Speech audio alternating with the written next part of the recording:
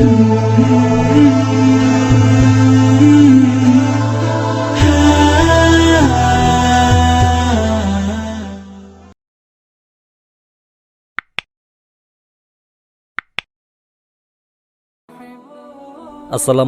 warahmatullahi wabarakatuh. Suatu ketika, Nabi Muhammad SAW bersama kaum muslimin berangkat ke Uhud. Beliau meninggalkan istri-istri dan bibi beliau, yaitu Safiyah binti Abdul Muttalib radhiyallahu an. Mereka ditempatkan di sebuah bangunan yang disebut Fari, di samping Masjid Nabawi. Nabi meninggalkan mereka dalam bangunan itu dengan dijaga oleh Hasan bin Thabit radhiyallahu an, yaitu penyair Rasulullah. Saat itu, ada seorang Yahudi yang memanjat naik bangunan tersebut. Ketika Safiyah melihatnya, beliau berkata kepada Hasan, "Lihatlah orang itu, dekati ia dan cepat bunuh." Namun Hasan menjawab, "Tidak, aku tidak bisa berkelahi." Safiyah tetap mendesaknya, namun Hasan menjawab, "Aku benar-benar tidak bisa. Jika aku bisa, tentu aku ikut bersama Rasulullah." Akhirnya Safiyah berkata, "Kalau begitu, ikatlah pedang ini di tanganku, dan aku tidak akan mendesakmu lagi." Hasan akhirnya mengikatkan pedang itu di tangan Safiyah. Setelah itu, bibi Rasulullah tersebut mendekati pria Yahudi itu. Tanpa banyak kesulitan, beliau dapat membunuhnya. Ketika orang-orang Yahudi yang lain melihat teman mereka yang mengintai itu tewas, mereka jadi takut dan berkata satu sama lain, "Kita salah jika mengira Muhammad meninggalkan keluarganya sendirian tanpa pengawal." Setelah Nabi Muhammad kembali dari pertempuran, kejadian antara Hasan dan orang Yahudi itu diceritakan Safiyah kepada beliau. Nabi Muhammad tertawa mendengarnya hingga gigi depan beliau terlihat. Safiyah tidak pernah melihat keponakannya itu tertawa lebih keras daripada saat itu. Dengan demikian, Safiyah binti Abdul Muttalib merupakan wanita pertama yang membunuh seorang kafir.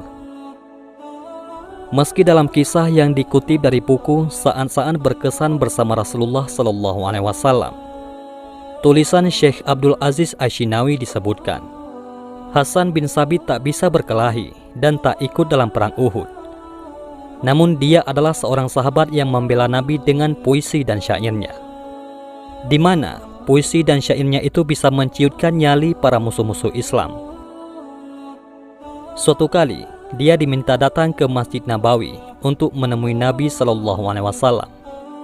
Pria asal suku Khazraj ini tentu saja gembira dan segera beranjak dari rumahnya.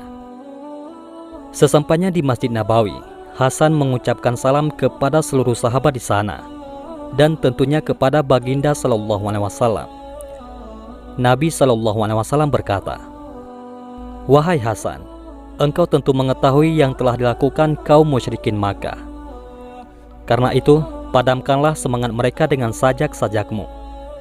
Sebaliknya, bangkitkanlah semangat kaum muslimin dengan sajak-sajakmu. Demi Allah yang telah mengutus engkau dengan kebenaran, sungguh, aku akan menyakiti orang-orang kafir Makkah dengan puisi saya, bagaikan sayatan di kulit mereka," jawab Hasan bin Thabit dengan spontan. "Hendaknya engkau tidak terburu-buru, wahai Hasan," ujar Rasulullah SAW. "Abu Bakar lebih mengetahui tentang garis nasab orang-orang Quraisy. Sebaliknya, garis silsilahku juga mereka mengetahui. Maka sebaiknya engkau terlebih dahulu mengetahui garis keturunanku.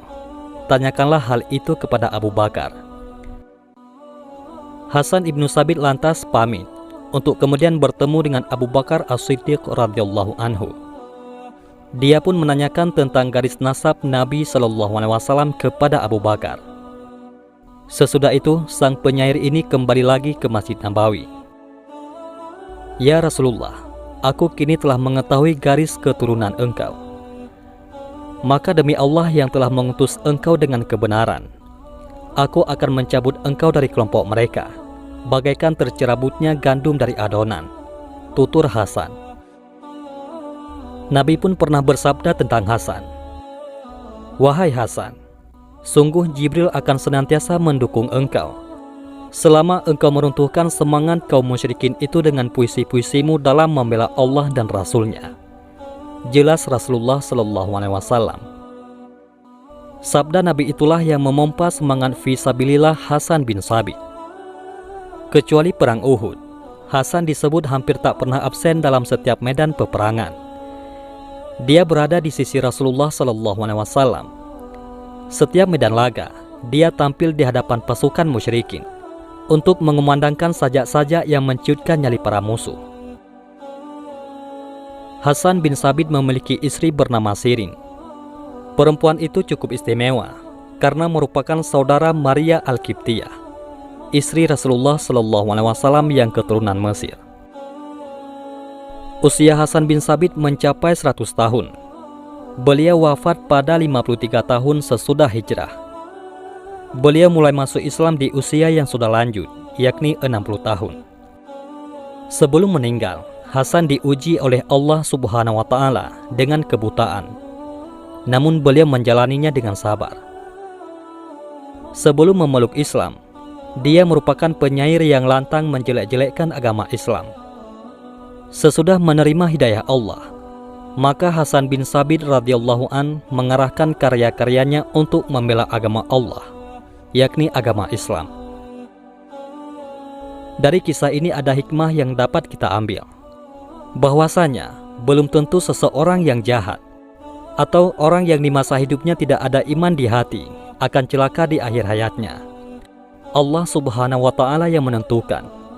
Allah lah yang memberi hidayah kepada hamba-hamba yang dikehendakinya.